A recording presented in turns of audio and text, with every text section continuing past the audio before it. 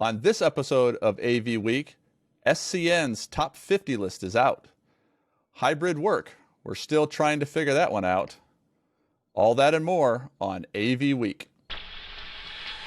The network for the AV industry. What are you listening to? This is AV. This is AVNation. This is AVNation. This is AV Week episode 589, Giving You Time Back. This is AV Week, your weekly wrap-up of all the news in the audio-visual world. I am your host, Brian Heidgerken.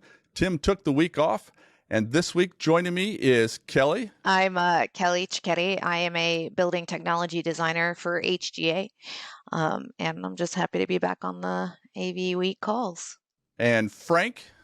I'll go next. Frank Patacala, Technical Sales Engineer at Audinate. And Mark. Nice to see you, Brian. This is Mark Coxon. I'm Business Development Director for XTG with AVISPL, and love being here. Thank you guys for joining me. Real quick, I know Tim sent out topics for everybody, but one that's near and dear to this time of year, Christmas music. Should it be played before Thanksgiving? Yes or no? No, let us mourn Halloween for just like a week or two before we start jumping into Christmas. You need more than a day to transition from one holiday to another. Yes. Although I was thinking about this when I was writing this up. We do listen to like summertime music, talking about going to the beach year round. So it's kind of, I don't know, we only do Christmas music. I think somebody really needs to get into that Thanksgiving music genre and just blow it up. I say it's okay to play Christmas music before Thanksgiving as long as you've listened to Adam Sandler's Turkey Song at least 3 times before you do. I think also with the Christmas in July sales that you see on QVC and other I guess kind of online retailers, I think since they've started this Christmas in July thing, I think it's going to become a more common thing to hear it before Christmas or after Thanksgiving or before Thanksgiving. I feel like COVID might have cut down on Black Friday a little bit because it doesn't seem to be the big thing that it was. I actually got some insight recently on that. I used to buy a lot of TVs and any kind of gaming consoles on Black Friday and Cyber Monday. And someone actually told me that they work in the industry and they will drop the prices or raise the prices right before Black Friday.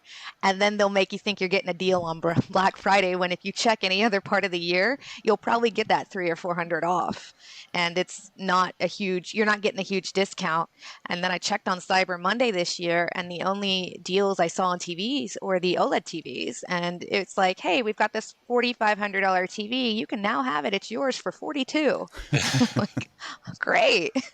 Although this year has been a very successful Black Friday and Cyber Monday, according to reports, they had record-breaking sales this year. Wow. So that's not surprising. I did try and get an 85-inch TV, one of the 7 Series Samsungs, and those were out pretty quick within, I think, hours. So that's not surprising. We have a 55-inch 7 Series, and everybody that comes over is like, that is incredible. It's like, that's what this one is. It's a 7 Series behind me. I've got 6 of them in the house. Wow. Every room has a TV. Well, that's what we're doing the show about then. We could go do a, what is it? A walkthrough. Yeah, a walkthrough. So, is it what My did Crib MTV used to have? Yeah, that's right, that one. I think the most popular shopping day is still the Saturday before Christmas because that's when most husbands go out and get that stuff that they need to get. The most popular shopping day is the day of your anniversary, whatever that day is. Right. Moving on to our second topic. It's that time of year. System contractor news. SCN came out with their top 50 system integrators of 2022. The good news is it appears that everybody's reporting that revenues increased. So it seems like we're coming out of that hole that we dug due to the pandemic. But my big question is, does this list matter and to whom? I'm sure AVI Systems, who jumped from third to first, and pushing that pushed AVI SPL to second and diversified to third. So I'm sure AVI Systems thinks this this list is amazing and wonderful, but outside of the integrators that are on the list, does it matter? I mean, it doesn't. It doesn't. A lot of it is self-reported. So I think it's a good sign for integrators who have repositioned themselves financially to source product inventory early. So that's always a good sign. And I think that's always going to be reflective in the revenue and the self-reported revenue as well, which also reduces the risk of supply chain issues going into 2022 and 2023. I think the top integrators and AVI systems, I'm very familiar with them and diversified in AVI SPL. But I think the top integrators have kind of changed their business strategy with a lot of mergers and acquisitions. I think there's also higher demand in multiple markets at this point, going now that we're kind of getting out of the pandemic, which is requiring more resources, which I think is also a sign of positive outlook to come. So I think expansion has made a large part of this success. But with technology just becoming so simple for the end users, and even on the integration side, because I used to work on the integration side, so we've gone from things like switchers and big pieces of 4RU pieces of equipment to now we've got these encoders and decoders, or you don't want that at all. We've got this simple room that's a soft codec, and all you need to do if you want to share directly is plug and play. So I think with that, it's also allowing technology to expand and become more of a demand. And I think with companies also turning towards an ESOP structure as well, productivity is increased. And I think that's all going to be shown in the revenue for these integrators. And a lot of the names you kind of see over, I'm a designer, I'm on the design consulting side. So I see a lot of the same names, and AVI SPL is one of them, Diversified is one of them, and now AVI Systems. So I think, yes, the revenue reporting matters. And I think it is also a good indicator of how the industry is doing and how the integrators as a whole are doing. And I like to see that, but we do have to keep in mind this all is self-reported. So I think it's going to be something that we see more on the back end in terms of success and if it truly matters or not. So are you telling me that my skills of terminating a 128 by 128 RGB H&V switch, which was like 6 foot tall, I don't need that anymore? No, you shouldn't. I mean, they're becoming obsolete. I mean, I think they're still sticking around for people who want different budget options. And I'm glad you pointed out this is self-reported, and so that I think that's a huge asterisk on these numbers. I don't know that there's a lot of use in overinflating your numbers, but I'm sure if you're rounding up. Yeah, I think that's part of it. I mean, does the list matter? I think it's what you make of it. Like if you use it as a marketing tool and you go out and you promote yourself and you have global clients that are interested in footprint and interested in those things, then it can matter. Does anybody other than the AV industry read SCN and go, which integrator am I going to choose based on what's on the top 50? Probably not, right? So if you're gonna use it, you're gonna get out ahead of it. That's why you would report your numbers. I don't think there's an incentive for people to overinflate their numbers, really. Like if you're 1, 2, or 3, whatnot, because again, the list is really what you make of it for the most part, right?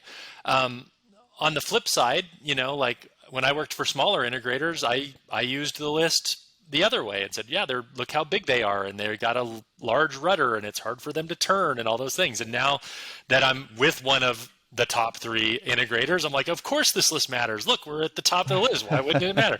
But like I said, I think it's a marketing opportunity. It's why people report the numbers. I mean, a couple years ago, Kinley came out of nowhere and jumped on the list, right? Because they had never reported before. It's not because all of a sudden they had a breakout year. It's because all of a sudden they wanted to report their numbers, and they wanted to say that, hey, look, we're big, because they were making a splash into the US market. So that was a year they reported their numbers, got on the list, and all of a sudden people knew who they were.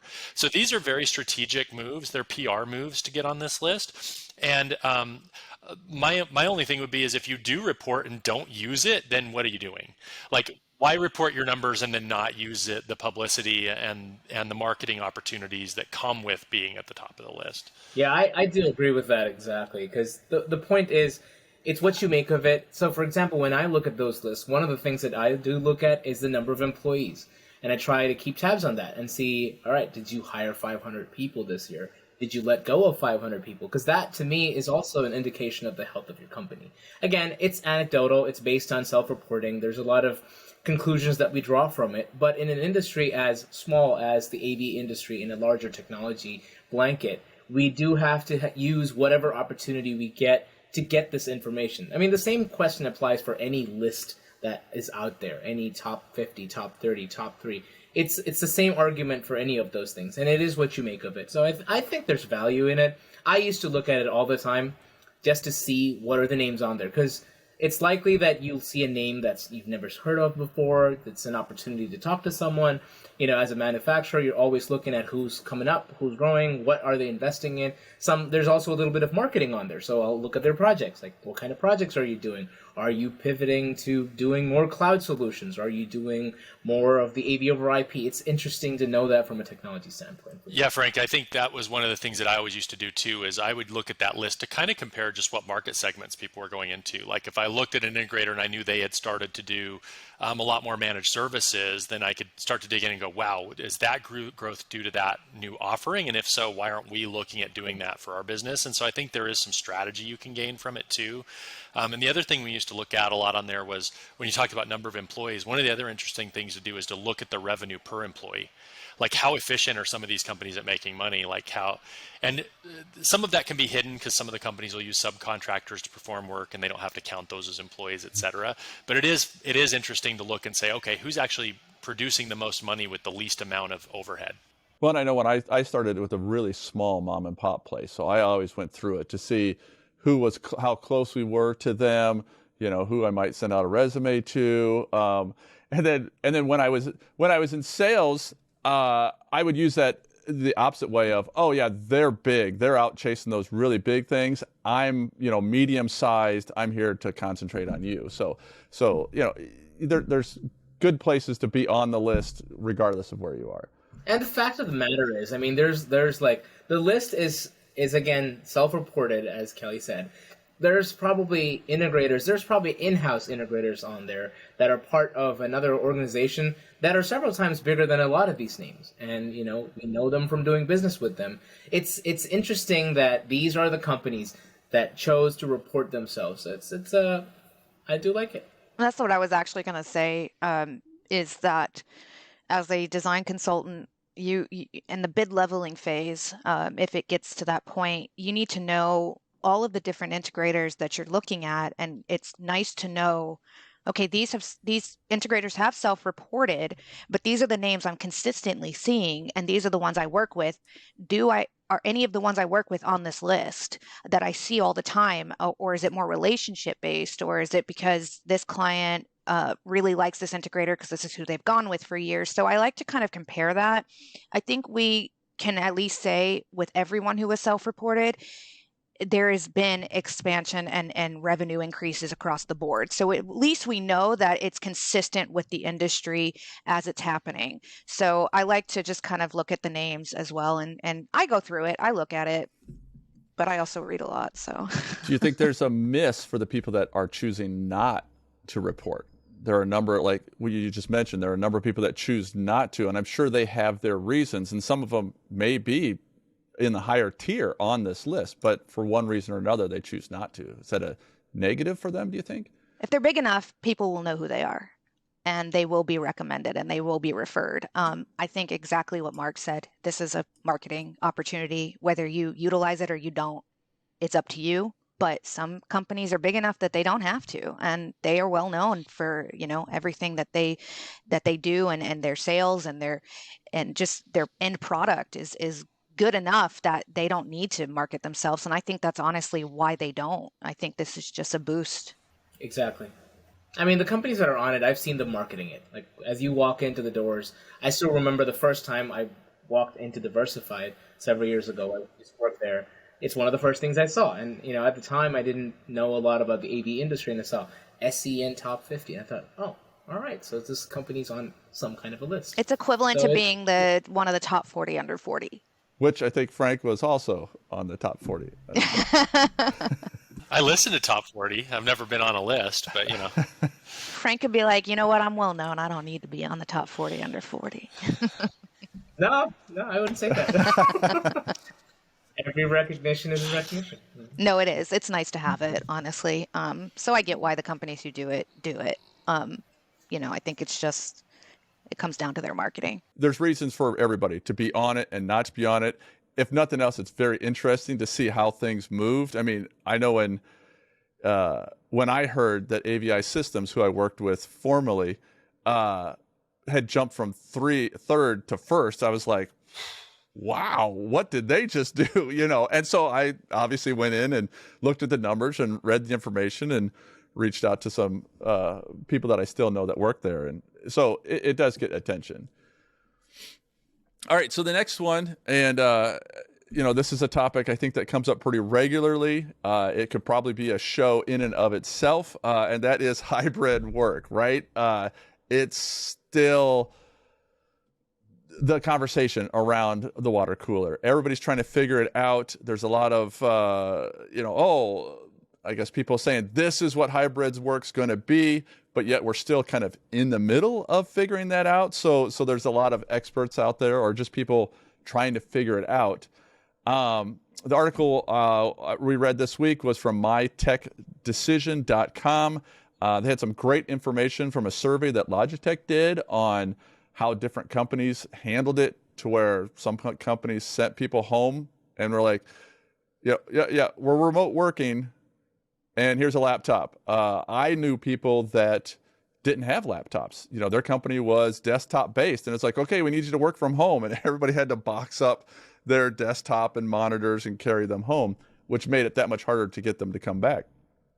So outside of this being the death knell for companies issuing people desktops, where are we at with hybrid work? I find this interesting because I didn't realize how ill-equipped I was in terms of working from home until I actually started working from home and then working remote full-time. I had this little, I think it was a little really old Lenovo flip lap. It was so slow, and it was all trial and error in the beginning. And then once I started identifying the weak points in the remote work arrangement, and once I became full-time remote, I started trying external cameras, better laptops, larger monitors, and then external microphones, which I do have one, I just don't use it.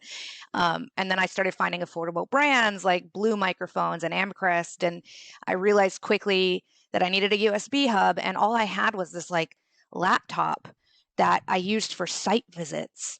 And so, at HGA where I'm at now, they were like, hey, we're going to send you a laptop and we're going to send you a wireless keyboard and mouse. But we understand, and they were recognizing that they understand that we need probably more than just a laptop and keyboard and mouse. So they said, get what you need and then, reimburse it.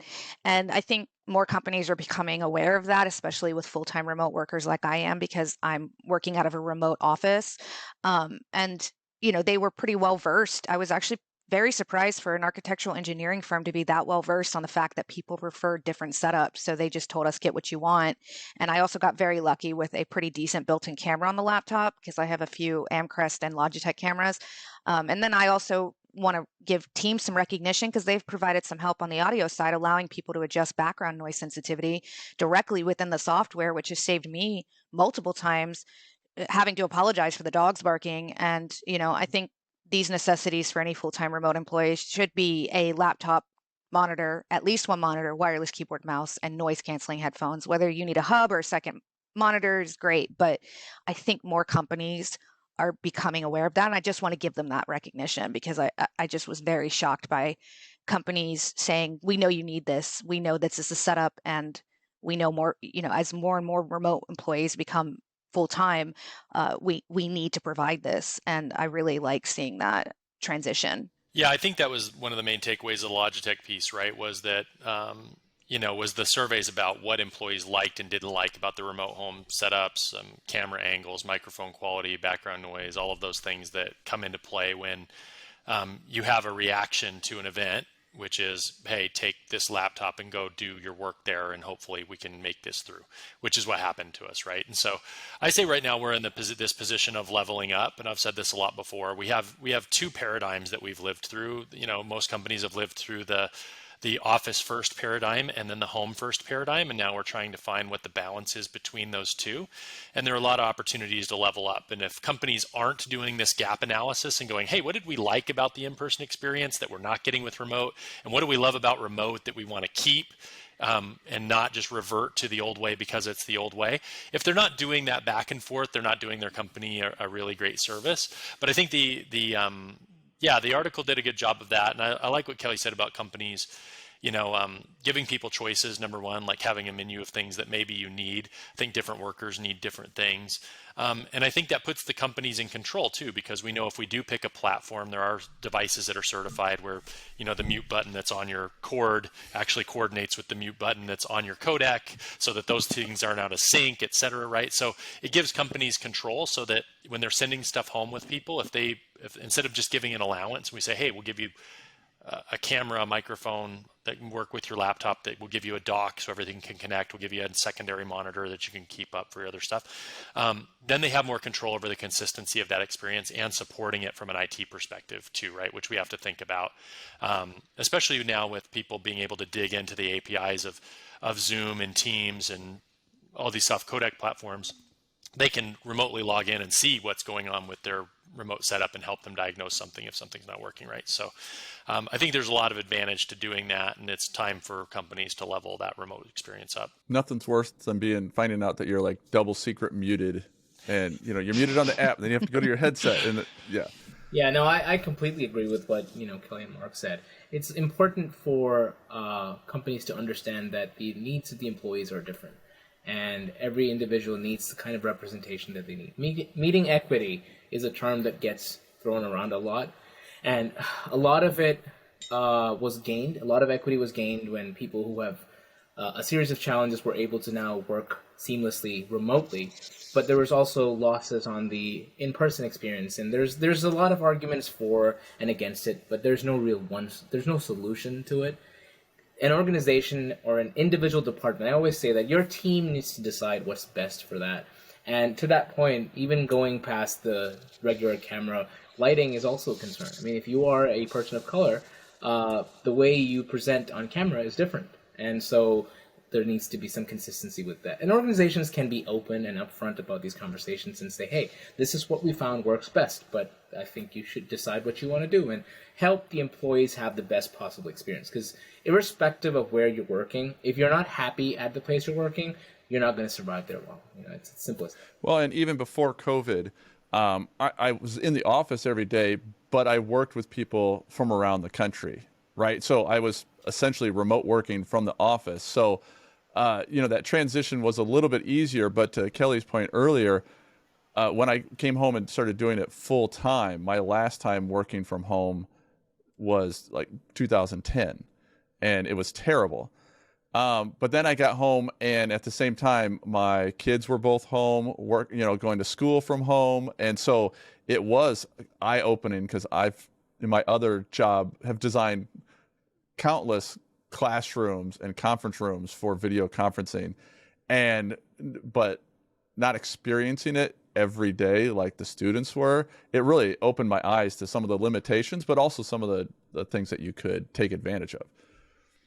One thing I will say I also really like about the development of this work from home arrangement is the ease of use in terms of VPNs and VDIs.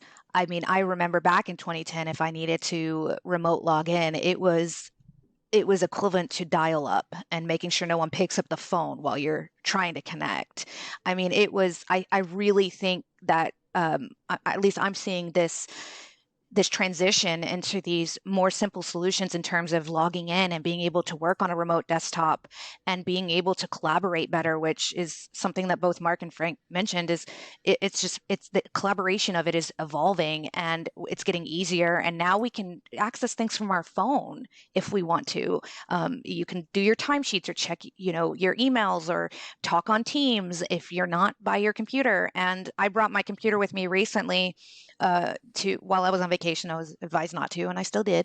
And I was able to still work during the times I wasn't, I think the hotel Wi-Fi wasn't staying connected. So I was still able to do certain things from my phone. And 10 years ago, we would have never been able to do that. It was just such a hassle trying to log in remotely.